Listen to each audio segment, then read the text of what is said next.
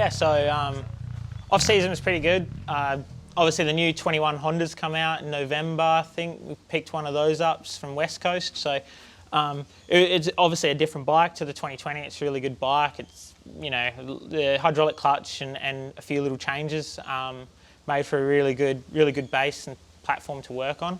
The off-season, I just rode like heaps. I think we put like 40 hours on the first bike on the off-season. So just really enjoying it, like driving a Bunbury, you know, 2 hours, 2.5 hour drives, collie. Pretty much just riding wherever I could, wherever was prepped, wherever was watered, just I was there. Doing as much as I could to obviously just enjoy riding my dirt bike and keep fit and better myself. I know like the common sort of approach is to take, you know, like summer off and recover and, you know, have a bit of time away from the sport and try and I guess, you know, build yourself back up for the motivation to start again. But I just kept going through. I enjoy it. So it's sort of my sixth, seventh year riding now.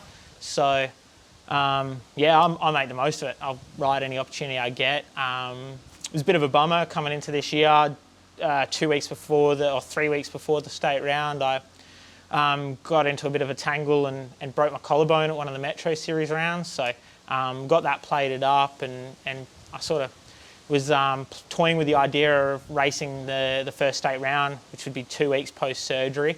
I had heaps of complications booking the surgery and got cancelled on 3 times, spent 4 days fasting, ended up like extremely sick and dehydrated in hospital. So just because they kept bumping the surgery and things. So coming out of that, I was sort of, once I got the surgery and the collarbone having plated back up, I was, you know, pretty off riding and the whole situation. I was, you know, feeling a bit average. Obviously everything, you know, you work hard for is sort of gone pretty quickly. So I think it was about a week before the Management Up State round, so 2 weeks post-surgery, I sort of gave it a crack, jumped on a bike and did a couple laps just at the local track and just to sort of see how it'd handle it and if I'd be able to do the state round. And before you know it, I committed and lined up on the gate and gave it a crack. So and I was pretty happy with my result, considering sort of I had no seat time at that point either for pretty much 4 weeks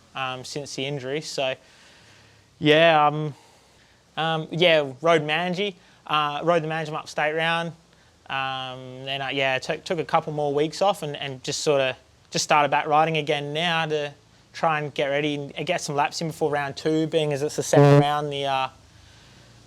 The fitness is pretty important and sort of just testing the waters of the collarbone. We're still sort of 7 weeks off being sort of being cleared to ride, but it feels pretty good, you know, sort of trying to do the right things, recovery, keep it moving.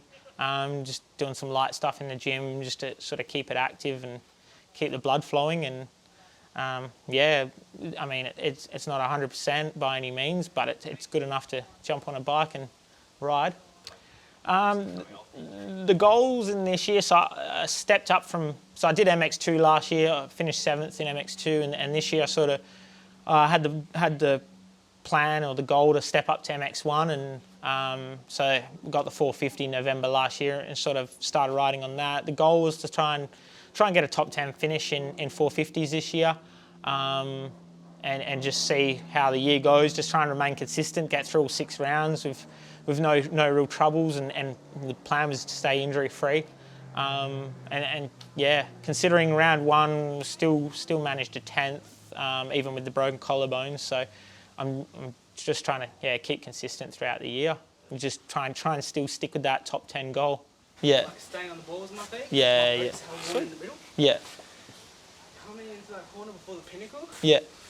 I'm not sure if you saw just then, but I didn't hit my back brake coming into it. Yeah, and yeah. I went straight over every rut, nearly off the track and everything. I was like, fuck.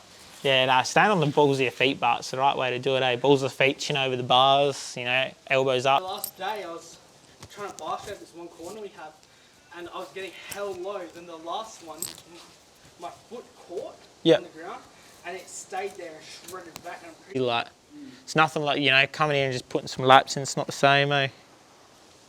What did Duffy say? The best way to practice for a race is to race. Yeah. And it's definitely true. That's how I practice. I'll just race like as much as I can. Get the gate drops down and get the intensity up, and hopefully make it through to the end. No, it is. It's definitely, racing's definitely the best way to get quicker, eh? Yeah. Plus, I don't know about you, but I enjoy it. Like, I love it, eh? Well, back in like 2014, 2015, you know the Dust Bowl? Yep. Yeah, I used to train with Caleb Roberts. Yeah, yep. And he was always giving me like little tips and tricks here and there with corners and ruts and stuff. Yep. And then my new favourite thing used to be rut riding. Yeah, yep. It still is, still one of my favourite things to do.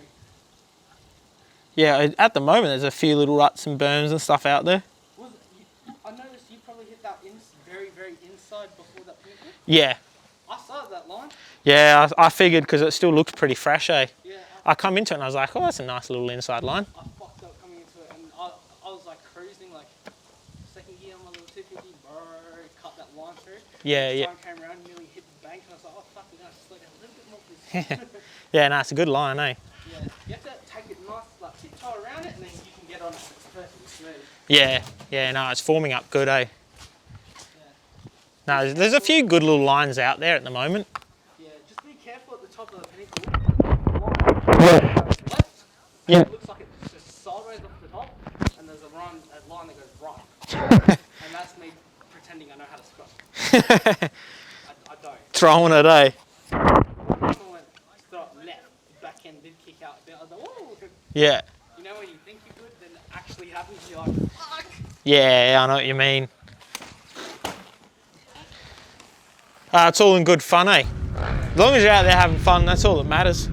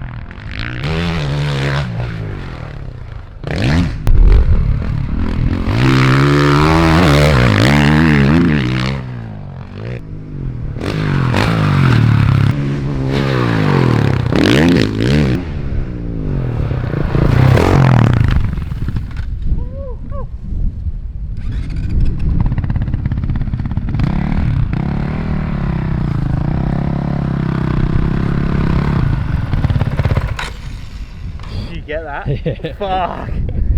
Fuck.